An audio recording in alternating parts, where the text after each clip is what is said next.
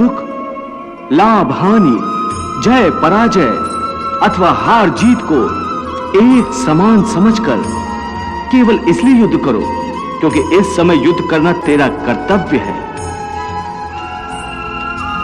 और यदि इस मानसिक वृत्ति से इसे अपना धर्म समझकर युद्ध करोगे तो तुम्हें उसका पाप नहीं लगेगा।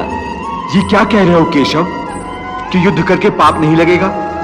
युद्ध में तो इतनी हिंसा होगी, लाखों प्राणियों की हत्या होगी, फिर मनुष्य उसके पाप से कैसे बचेगा?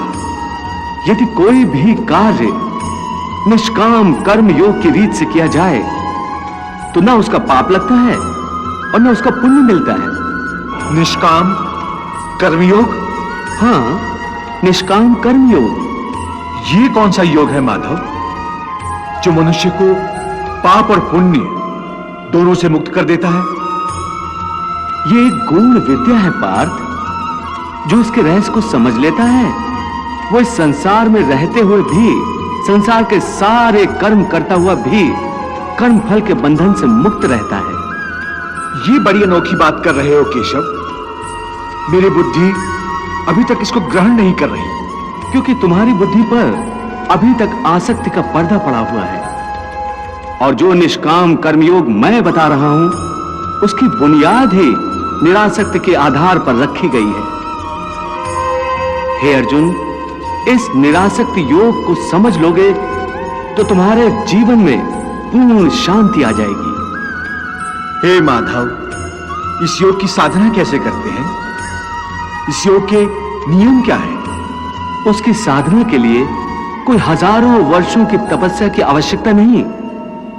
इसकी साधना तो एक ही क्षण में हो जाती है। एक ही क्षण में?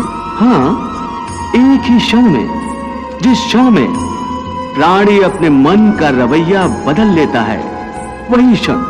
परंतु हे केशव, कोई भी मनुष्य एक ही क्षण में आसक्ति को कैसे छोड़ सकता है?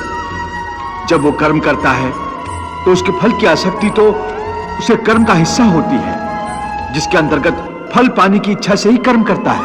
हे अर्जुन, बस यहीं से निष्काम कर्मयोग की साधना शुरू होती है।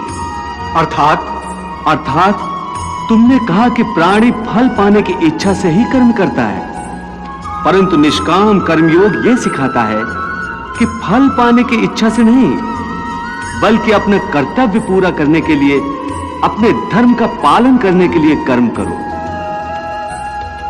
फल पर भरोसा रखकर कर्म मत करो, क्योंकि फल पाना तुम्हारे हाथ में नहीं, तुम्हारे अधिकार में केवल कर्म करना ही है। कर्मण्येवाधिकारस्ते मां फलेषु कदाचन मां कर्म फल हेतुर्भूर्मा ते संगोस्त कर्मणि। हे पार्थ, तुम कर्म कर सकते हो, कर्म करने का संकल्प कर सकते हो, परंतु इसका फल पाना तुम्हारे हाथों में नहीं है। हे मधुसूदन, मैं जिस काम का संकल्प करूंगा वो काम तो मैं करूंगा ही। जब भोजन करने का निश्चय करके बैठूंगा तो निवाला उठाकर मुंह में रखूंगा ही, तभी तो उसे खाऊंगा। यदि वो खाने का निवाला तुम्हारे प्रारब्ध में नहीं है तो उसे तुम मुंह तक तो ले जाओगे, परंतु उस ग्रास का एक दाना भी अपने मुंह में नहीं रख सकोगे। हे अर्जुन, केवल कर्म का संकल्प ही प्राणी के अधिकार में है, उसका फल प्राणी के अधिकार में नहीं है। वो कैसे? मैं बताता हूं कैसे। पार्थ, तनिक उस दृश्य की कल्पना कि नगर धनवान के सामने बड़े स्वादिष्ट भोजन की थाली परोसी गई है। थाली सोने की है, गर्मा गर्म व्यंजन भरे हुए हैं, जिन्हें देखकर वो बहुत प्रसन्न हो रहा है।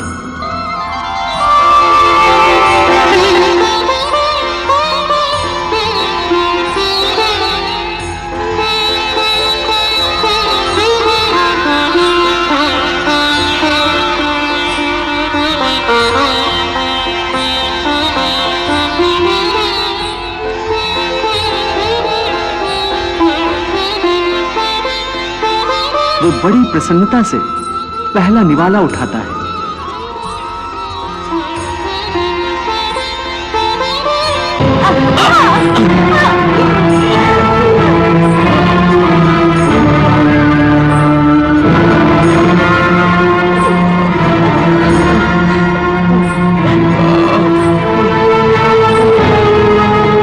देख लिया कि प्रारब्ध में न हो तो मुंह तक पहुंचकर भी निवाला छिन जाता है।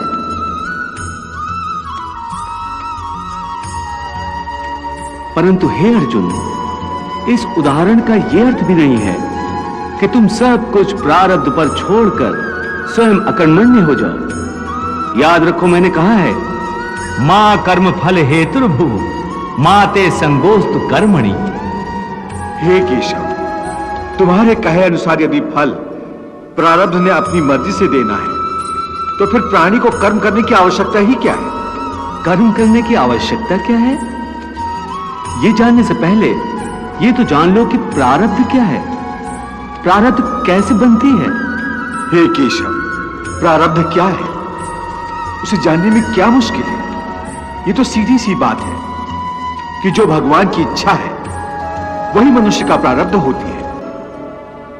नहीं अर्जुन, नहीं, यह धारणा सत्य नहीं है। क्यों सत्य नहीं है? क्योंकि मैं किसी के प्रारब्ध नहीं बनाता, ना मैं किसी प्राणी के कर्म अथवा कर्म फल के हिसाब में दखल देता हूं। इसलिए प्राणी की प्रारब्ध बनाने में मेरा कोई हाथ नहीं होता। फिर कौन बनाता है प्राणियों का प्रारब्ध? प्राणियों के अपने कर्म।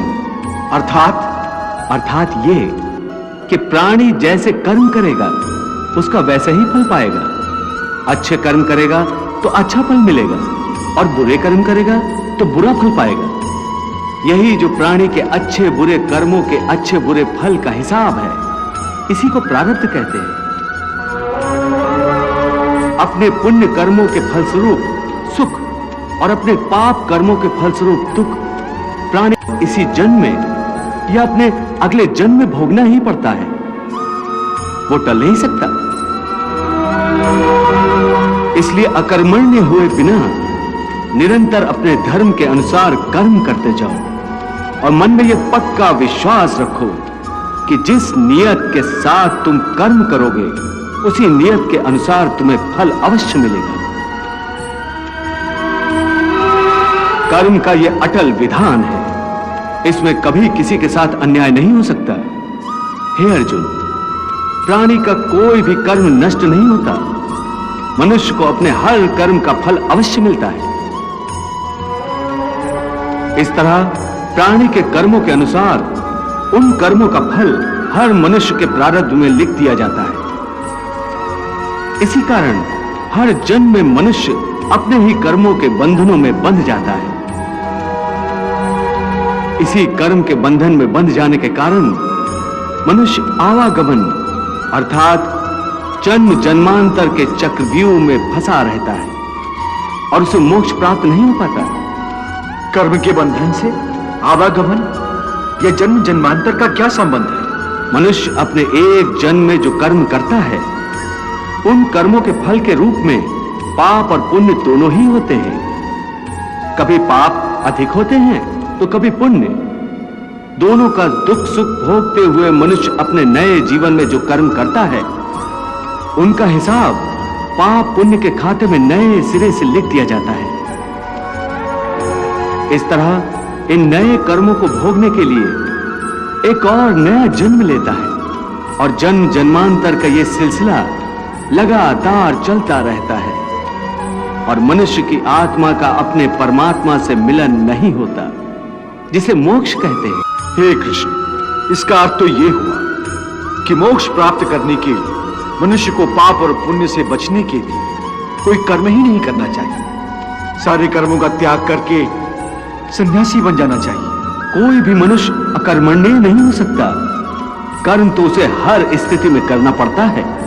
परंतु सन्यासी तो कर्म का त्याग तो करते ही हैं। हे पार्थ, सन्यासी भी कर्मों का त्याग नहीं करते, न ही कर सकते हैं। मैंने पहले ही कहा था कि सन्यासी भी कर्म करते हैं।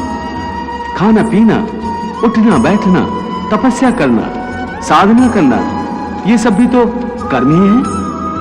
कर्म से कोई कैसे मुक्त हो सकता है?